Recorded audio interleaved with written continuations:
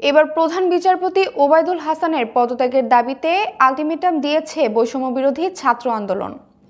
প্রধান বিচারপতি সহ আপিল বিভাগের বিচারপতিদের দুপুর ১টার মধ্যে পদত্যাগের আলটিমেটাম দিয়েছে তারা। শনিবার বেলা ১১টায় হাইকোর্ট চত্বরে সমন্বয়ক হাসনাত আবদুল্লাহ এই আলটিমেটাম দেন। এ সময় শত শত শিক্ষার্থী হাইকোর্টের ভিতরে ঢুকে বিভিন্ন স্লোগান দিতে থাকে।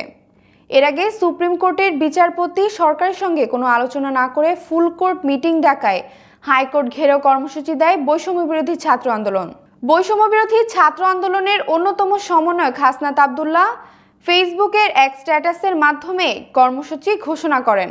তিনি বলেন, ঢাকার সকল শিক্ষা প্রতিষ্ঠানের শিক্ষার্থী সহ বিভিন্ন এলাকা থেকে মিছিল নিয়ে আপনারা হাইকোর্টের দিকে আসুন, হাইকোর্ট ঘেরাও করা হবে।